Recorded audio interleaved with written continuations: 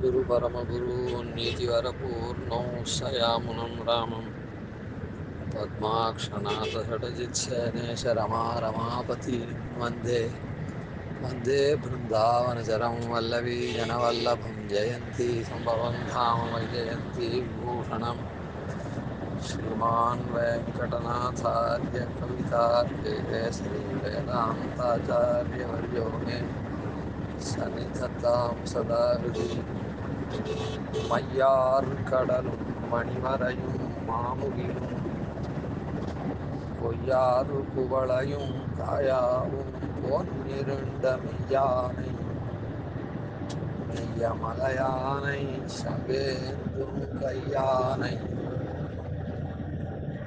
கைதொழா கையல்ல கண்டாமே. பாசுரங்கள்ல பெருமான்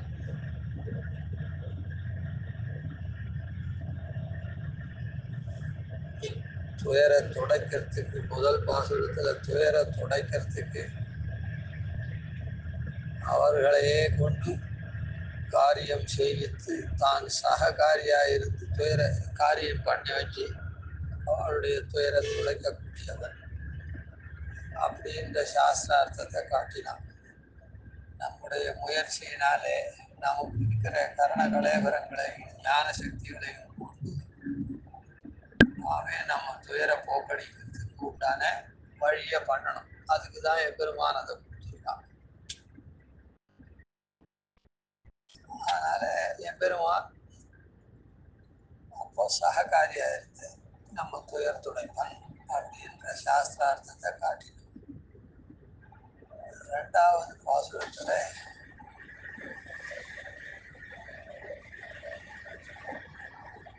நம்மால முடியாது அப்படின்னு சொன்னா எம்பெருமான் தான் அந்த துயரை துடைக்கணும் அப்படின்னு சொன்னார். அந்த நிலைமை வரைச்சு எம்பெருமான் எப்படியே தன்னுடைய நிலைமையை பார்க்காம தான் இறப்பாளனானா கூட நம்ம ஆசிரித்தாளை காப்பாற்றுவோம். அதே சமயத்துல ஆசிரித்தாளை காப்பாத்துச்சே ஆசிரித்த விரோதிகளை முழுமையா நிரசனம் பண்ண மாட்டோம். ஏன்னா அவளும் அவனுடைய திருமேனி தான். அவளும் ஒரு நாள் அல்ல ஒரு நாள் அவனை அடைய வேண்டியவாதான். அதனால அவர்களை அழிக்காது அவர்களுடைய கர்வாதிகளை பங்கம் பண்ணி ஆசிச்ச ஆளை காப்பாற்றுவான் அப்படின்ற சாஸ்திரத்தை இரண்டாவது பாசுரத்தை சொல்றேன். இப்படியெல்லாம் இருக்கானே இவனுக்கு தோஷங்கள் வராதா அப்படின்னு சொன்னா அப்படி தோஷங்கள்லாம் இல்லாத தோஷமற்றவன் நேய பிரத்யனீகன் அப்படின்றது அபௌருஷேயமான தோஷம் இல்லாததான மறையே சொல்றது அப்படின்னு சொன்னார். இதுல ஒவ்வொன்றுத்தையும் கண்ணல்ல கண்டாமே அப்படின்லாம் சொல்லிருக்காரு. அதுக்கு உண்டான சம்பந்தத்தை அங்கே பார்த்துட்டோம். இப்போ இந்த பாசுரங்கள்ல பெருமாளுடைய தன்மை என்ன சொல்லப்பட்டது அப்படின்னு பார்த்தோம். அதுக்கப்புறம் இப்படி இவன் பண்ணக்கூடிய உபகார பரம்பரை இருக்கு. இந்த உபகார பரம்பரையில விரோதி வர்க்கத்தை அழிக்காம அதை கர்வபங்கம் மாத்திரம் பண்ணி ஆசிரியனை காப்பாற்றிட்டாங்கன்னா இது எப்படி முடியும்? பரமபலமா இருக்கக்கூடிய அதாவது விரோதிகள் வெளியில இருந்தா சரி, அந்த விரோதிகள் கர்வபங்கம் பண்ணி இவனை காப்பாத்துறான். விரோதி தன்னிடத்திலேயே இருக்கு, இவனே பண்ண பாவம் பாவம் நானே நானாவித நரகம் புகும் பாவம் செய்தேன் அப்படின்னு சொல்லக்கூடிய ரீதியில இவனே பண்ணின பாவம், அதனால இவனுக்கு அது சரீரமா பரிணமிச்சு கூடாத தொடர்ந்துட்டு வருது. அப்படி இருக்குச்சே இந்த சரீரத்தை இங்க கொடுத்து அதை ஒழிக்காம பரமபலமான மோட்சத்தை கொடுக்க முடியுமா? கொடுக்க முடியாது. அதனால இந்த இடத்துல அந்த சரீரத்தை போக்கடிச்சு ஆத்மாவை காப்பாற்றக்கூடியவன். அதுக்கு விலட்சணமான அவதாரம், என்னின்ன யோனியுமாய் பிறந்தா இமையோர் தலைவா அப்படின்ற ரீதியில இங்க காப்பாத்துறது. அதுக்கு இங்க பிரம்ம சிருஷ்டியில இருக்கிற யோனியில எல்லாம் பிறந்து நம்ம நல்வழிப்படுத்திட்டே வரலாம், நமக்கு சுகத்தை கொடுக்கலாம், துக்கத்தை போக்கலாம். ஆனா பரமபலத்தை கொடுக்கறதுக்கு இந்த என்னின்ன யோனியுமாய் பிறந்தாயின்னு இல்லாத விலட்சணமான ஒரு பிரம்ம சிருஷ்டியிலே இல்லாததான ஒரு அவதாரத்தை எடுத்து அல்லல்படுத்தக்கூடிய சரீரத்தை பிளந்து போட்டு அது உள்ள இருக்கக்கூடிய ஆத்மாவை காப்பாற்றக்கூடியவன். அப்படி காப்பாற்றி தன்னுடைய திருமார்களை கொள்ளக்கூடியவன் அப்படின்றத பூர்வ பாசுரத்துல சொன்னான். இப்படி எம்பெருமான் பண்றதுக்கு இந்த மாதிரி அனுகிரகம் சீலனா இருக்கிறதுக்கு உண்டான அவனுடைய திருமேனி, அந்த திருமேனியை இந்த இடத்துல சொல்ற. இப்படி அனுகிரக சீலன்றது காண்பிக்கிறது எது அப்படின்னு சொன்னா அவனுடைய சொரூபம் அன்று திருமேனி தான். அந்த திருமேனியை இந்த இடத்துல வர்ணிக்கிறார். அந்த திருமேனி எப்படி இருக்குது அப்படின்னு சொன்னா அதுக்கு இங்க 4 விதமான உதாரணங்கள் சொல்றார், உபமானம் சொல்றார். அந்த திருமேனியை அவன் கொண்டு படிப்படியா நம்ம எப்படி நம்முடைய துயரை கலங்கி தன்னளவா எடுக்கிறான் அப்படின்றதுக்கு அந்த திருமேனிய பிரமாணம். அந்த இடத்துல வேத பிரமாணத்தை சொன்னார். என்ன வேத பிரமாணம்? தான் சககாரியா இருந்து காப்பாற்றுவன், நம்முடைய அபிலாஷையை பெரும்படி பண்ணுவன். அப்படி முடியலன்னா, நம்மால முடியலன்னா அவனே நமக்கு அருளுவன். ஆனா நம்முடைய விரோதி வர்க்கத்தை அழிக்காத நமக்கு அருளுவன் சொன்னதுக்கு வேத பிரமாணத்தை எடுத்தார். இதுக்கும் வேத பிரமாணம் இருந்தாலும் கூட அதுக்கும் மேல அவனுடைய திருமேனியே இதுக்கு பிரமாணம். அந்த திருமேனின்றதும் மெய்யானது. இப்போ நம்முடைய சரீரம் இருக்க, இந்த சரீரத்துக்கு கூட மெய் அப்படின்னு பேர். இந்த உடல் இருக்க, இந்த உடலுக்கு மெய்யின்னு பேர். உடல் பொய்யானது, அழிந்து போகக்கூடியது. ஆனா அதுக்கு மெய்யின்னு பேர். ஏன் மெய்யின் பேரு? அழிந்து போறதுக்கு பொய்ன்னு தானே இருக்கணும், ஆனா மெய்யின்னு வச்சிருக்காளே அப்படின்னு சொன்ன, பொய்யன்று நாம பண்ணின புண்ணிய பாபங்கள்னால இந்த சரீரம் வார்த்தனால இது மெய்யா. அதாவது மகதா புண்ணிய பண்யேன கிருதேயம். இந்த சரீரம் எப்படி பெறப்பட்டதுன்னா பெரிய விலை கொடுத்து வாங்கப்பட்டது. புண்ணியமும் பாபமும் நாம் பண்ணி அப்படிப்பட்ட பெரிய விலை கொடுத்து வாங்கப்பட்டது. அதனால இது பொய் இல்லை, இது அழிஞ்சு போறதுனால பொய் தான். இந்த சரீரம் நித்தியம் இல்லை, அனித்தியம், அழிஞ்சு போகக்கூடியது. அதனால இது பொய். ஆனா இதை மெய்ன்னு சொல்றதுக்கு காரணம் என்ன அப்படின்னு சொன்ன, இந்த விலை கொடுத்து நாம வாங்கியிருக்கோம்.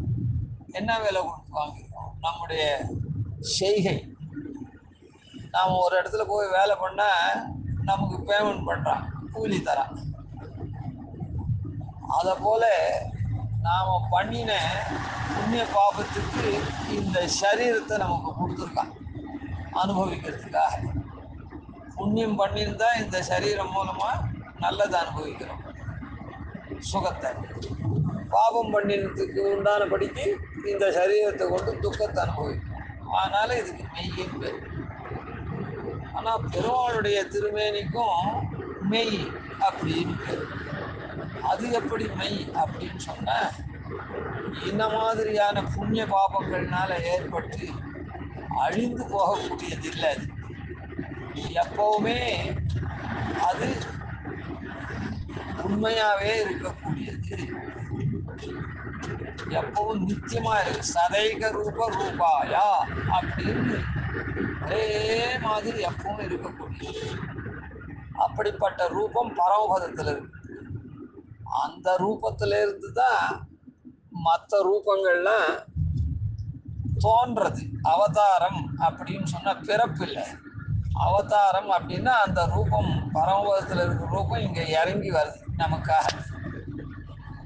ஒரு கால விசேஷத்தில் நமக்கு அது இறங்கி வந்து சேவை சாதிச்சு அந்த அவதார பிரயோஜனம் ஆயிடுதுன்னா அதுக்கப்புறம் அவதார சமாப்தி கொள்றது.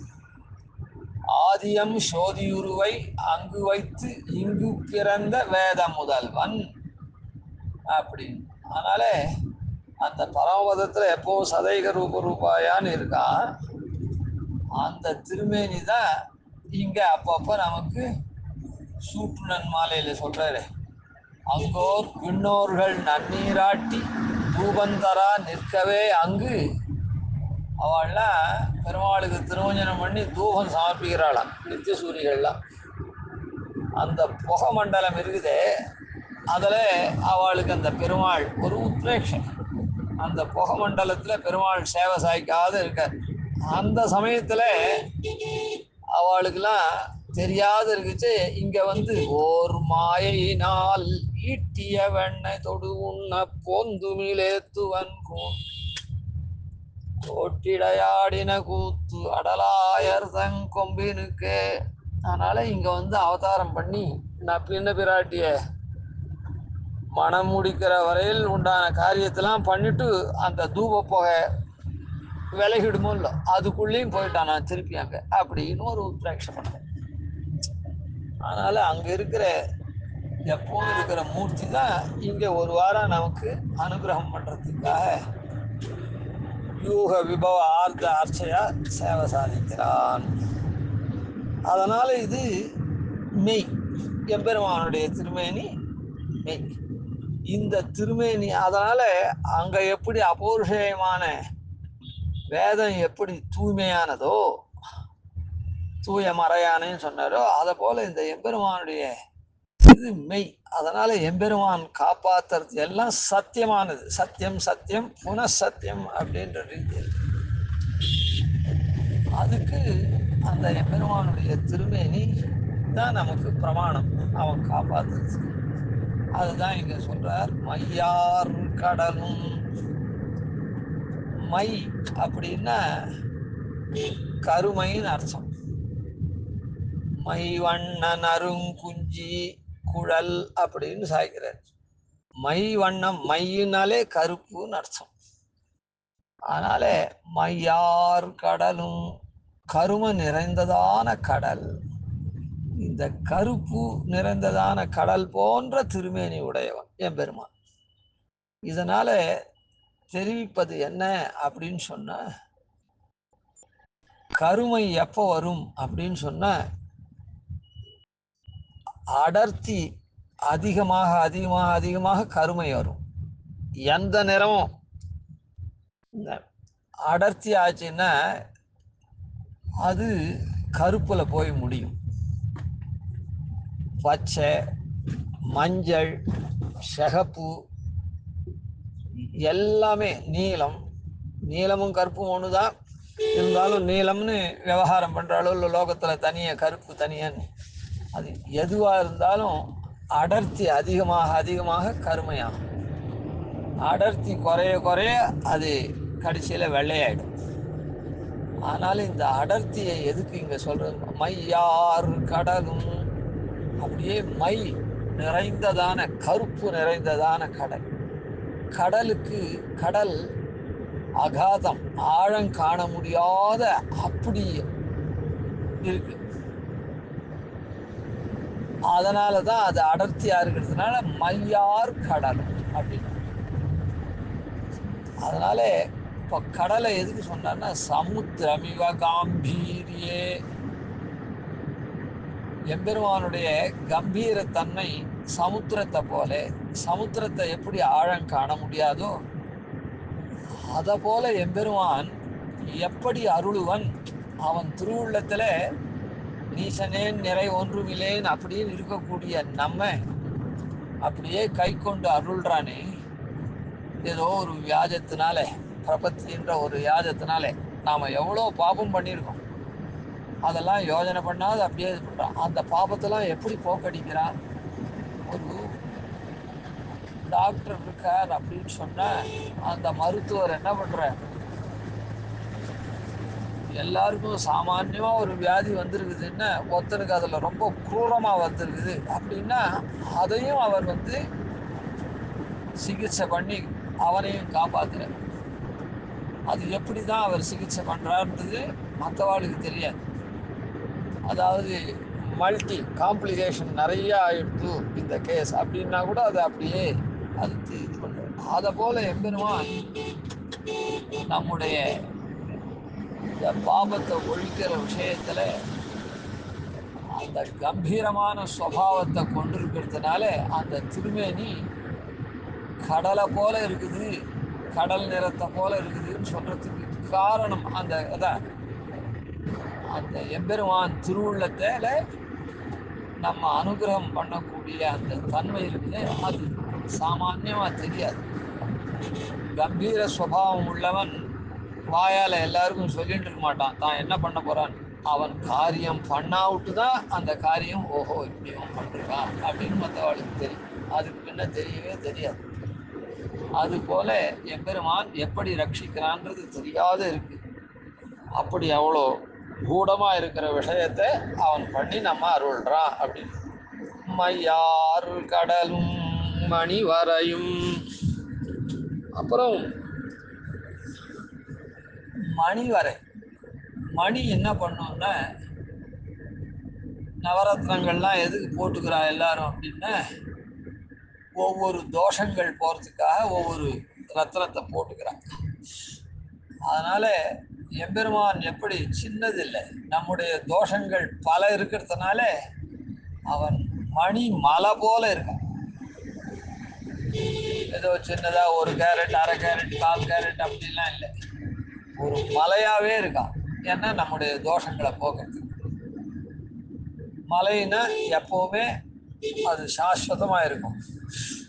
அதனால் நம்முடைய பாபங்கள்லாம் களையறதுக்கு எப்பவும் சித்தமாக இருக்கிறத காண்பிக்கும். மணி வரையும் மாமுகிலும், அதாவது காலமேகம் போல பெரிய முகில் மேகம். சாதாரண மேகம் என்ன பண்ணும், கொஞ்சம் போகிறோம் மழை பொழியும், கொஞ்சம்தான் நம்ம குளிர் வைக்கும்.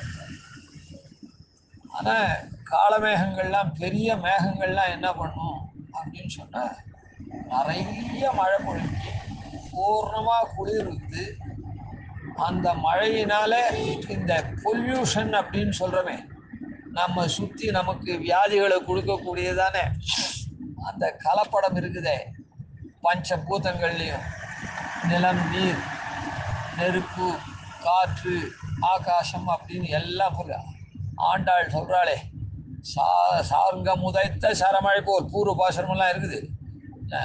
வாழ உலகினில் பெய்திடாய் அப்படின்னு. அந்த மாதிரி எல்லாத்தையும், எல்லா தீமைகளையும், பஞ்சபூதங்களில் இருக்கக்கூடிய கலப்புலாம் இருக்குதே, பொல்யூஷன், அதெல்லாம் போக்கடிச்சு பண்ணக்கூடியது எது? நமக்கு நல்வாழ்வு தருது காலமே. அதனால அப்படி நம்முடைய சர்வ இதையும் போக்கடிச்சு அப்படி மழை குளிர்விக்கக்கூடியவன். அதாவது அவன் அருள் மழையை பொழிந்து நம்முடைய சர்வ பாபங்களையும் ஒழிக்கக்கூடியவன் அப்படின்றத காண்பி. அதுக்கப்புறம் பொய்யாறு புவளையும் காயாவும். அப்புறம் இந்த எம்பெருமானுடைய இப்படி இருக்கான், இவ்வளோ தூரம் நமக்கு பண்ணுறானே, நம்முடைய பாபங்கள்லாம் போச்சுன்னா என்ன பண்ணணும்? நாமும் அவனை என்ன சேஷோகி பரமாத்மனகா, ஜீவனுடைய தன்மை. அதனால அவனுக்கு நாம தொண்டு பூண்டு அமுதமுன்னா தொழுப்பர் சோர்வகுமாரேன்னு சொல்றாரு. அந்த மாதிரி அது வெத்திரேகத்தில் சொல்றார். அதனால அவனுக்கு தொண்டு புரியணும். அதனால நம்ம எப்படி ஆக்கியிருக்கான், பாப்பத்தில் மக்னாகி நம்ம ரொம்ப கடின பிரகிருதி ஆகிட்டோம். அப்படி இல்லாமல் அந்த பாபங்கள்லாம் போனதுனால நம்ம ரொம்ப மென்மை ஆகிட்டோம். அதனால் அவனுக்கு என்ன பண்ணணும்? மென்மையான புஷ்பங்களை சமர்ப்பிக்கணும். அந்த புஷ்பங்களாக அவன் சாதி பண்ணுறான்.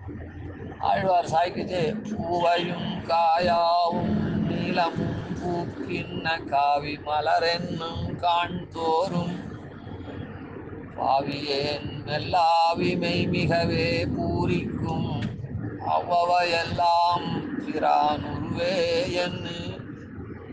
இந்த கருப்பு, வெளுப்பு, சகப்பு, இந்த புஷ்பங்கள்லாம் பார்க்குது. எம்பெருமான் 4 வர்ணம் கொண்டிருக்கானே, முன்ன வண்ணம், பாலின் வண்ணம், பின்ன வண்ணம், கொண்டல் வண்ணம் அப்படின்னு 4 நிறத்தை கொள்றான் பெருமாள். வெள்ளை யுகந்தோறும், வெள்ளை, சிகப்பு, மஞ்சள், கருப்பு அப்படின்னு. மஞ்சள்னா பசுமை. அப்படி கொள்ற எம்பெருமானுடைய அந்த அந்த பூக்கள்லாம் பார்த்தா அந்த எம்பெருமானுடைய நிறத்தை அந்த புஷ்பங்கள்லாம் நமக்கு ஞாபகப்படுத்துறது அப்படின்னு. அதனால் பூரிப்படை, ஆஹா எம்பெருமான் உருவு, இதெல்லாம் என்ன ஆச்சரியமாக இருக்குது பச்சா அப்படின்னு நெஞ்சு ஈடுபடுறது மனசுன்னு சாய்கிறார். அதில் இது 4 யுகத்துக்கு 4 விதமான நிறம் கொண்டா கூட எப்போவுமே பெருமாளுக்கு அது யுகந்தோறும் வியாபாரத்துக்காக, அது தனி பிரயோஜனத்துக்காக 4 நிறம் கொள்றான். ஆனால் பெருமாளுக்கு எப்பவும் உண்டான நிறம் என்னது? முகிலுருவமெம்மடிகளுருவந்தானே அப்படின்ற இந்த கருப்பு நிறம் தான் எம்பெருமானு. ஏன்னா அதுதான் அடர்த்தியாக இருக்குது. அதனால் இவனுடைய சங்கல்பம் திருடமாக இருக்குது. அப்படின்றத காண்பிக்கிறதுக்காக அந்த கருப்பு நிறத்தை எம்பெருமான் கொண்டிருக்கான். அதனால் கொய்யார் குவளையும், அதான் அந்த பெருமாளுக்கு அவனுடைய நிறத்துக்கு சேர ஒத்தன் எவ்வளவு விபவத்தை உள்ளவனோ அந்த விபவத்துக்கு தகுந்தது தான் அவனு. நம்ம வீட்டுக்கு ஒருத்தர் வரா அப்படின்னு சொன்னால் அவளுக்கு என்ன பெருமையோ அந்த பெருமைக்கு தகுந்த மாதிரி தான் அவளுக்கு நாம் உபச்சாரம் பண்ணுவோம். ஏனோ தானோன்னு பண்ண மாட்டோம். அதனால் பெருமாள் இப்படி நீலமேக சாமல்னா இருக்கானே, அவனுக்கு என்ன பண்ணணும்? அந்த நீலோத்பலம் புஷ்பத்தை தான் பறித்து சமர்ப்பிக்கணும். லக்ஷ்மீ நேத்ரோத்பல ஸ்ரீ சதத பரிச்சயாத் ஏஷ சம்வர்தமானா. அவன் எப்படி அந்த நீலோத்பலம் போல இருக்கக்கூடிய கண் இருக்குதே, பிராட்டியினுடைய கண், அந்த கண்ணால் அவள் பார்க்க, இப்படி சிருஷ்டி பண்ணு, இப்படி இது பண்ணு, இந்த மாதிரி பண்ணு அப்படின்னு எப்போ பார்த்தாலும் நோக்கிண்டே இருக்கா அவனை. அதனால் அவளுடைய பார்வையினால் பெருமாள் கருப்பாக இருக்கான் அப்படின்னு அங்கே வர்ணிக்கிறார் சுவாமி தேசிகன். சரி, அதுபோல சதத பரிச்சயாத் ஏஷ சம்வர்தான். அந்த கருப்பு ஏண்டான்னா பிராட்டியினுடைய கடைக்கண் பார்வை அதான் பார்த்துட்டே இருக்கா, அதனால் இப்படி இருக்குது அப்படின்னு சொல்லி. அதனால் அந்த குவளைன்றது நீலோத்பலத்தை குறிக்குது. அதனால் அந்த புஷ்பத்தை பார்த்தாலே இது எம்பெருமானுக்கு சமர்ப்பிக்கணும். ஏன்னா நாம் கடின பிரகிருத்தியாக இல்லாத இப்போ மென்மை ஆகிட்டோமே, அவனால் மாமுகில அவன் இருந்து நம்ம குளிர்விச்சிட்டதுனால, அதனால் மென்மையான புஷ்பத்தை நம்ம கையால் பறித்து அவனுக்கு சமர்ப்பிக்கணும். கடையில் வாங்கி சமர்ப்பிக்கிறதெல்லாம் கூடாது.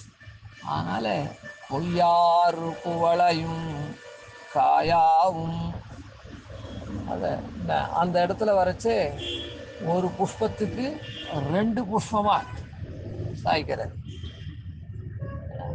கொய்யாறு குவளையும் காயாவும் பொன்னிருண்ட மெய்யானை, அப்படி இருண்டு கருத்த திருமேனி உடையவனை. இதெல்லாம் எதுக்குன்னா அவன் நம்ம இப்படி கூடா இரணியனை கூறுகிறாள் மார்விடந்த கோடாடலரியை உம்பரார் கோமானை சோடார் நருந்துராய் மார்வன், இப்படி சரீரத்தை பிளந்து போட்டு ஆத்மாவை தன்னுடைய திருமார்பில் திருவுடன் வந்த செழுமணி போல் திருமாலிதயம் அறுவிடம் என்னன்ற ரீதியில கொண்டு போறானே, அப்படி பண்றதுக்காக இந்த மாதிரிலாம் அவன் அப்படி இருக்கக்கூடிய மெய் காயாவும் பொன்னிருண்ட மெய்யானை, அப்படி கருப்பாவன் இருக்கான் திருமேனி இருக்கு. சரி, இந்த திருமேனி தான் இது பிரமாணம். அதனால எங்க இருக்கான் அப்படின்னா மெய்ய மலையானை, திருமெய்யம் அப்படின்னு சத்தியம், அந்த க்ஷேத்திரத்துக்கே சத்தியம்னு பேர். அதனால அந்த மெய்ய மலையானை திருமைய மலையில எம்பெருமான் அப்படியே சேவை சாதிக்கிறான். அந்த திருமேனியை நாமோ அந்த பிரமாணமான திருமேனியை எங்க பார்க்க முடியும் அப்படின்னா அதுக்காகவே திருமையம்ன்ற திவ்ய தேசத்துல சேவை சாதிக்கிறான்.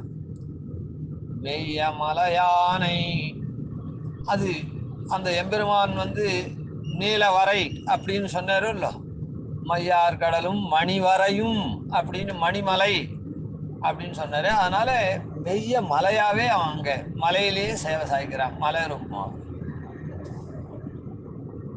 மெய்ய மலையானை சங்கேந்தும் கையானை, அவன் என்ன பண்றான், சங்க ஏந்தறான்.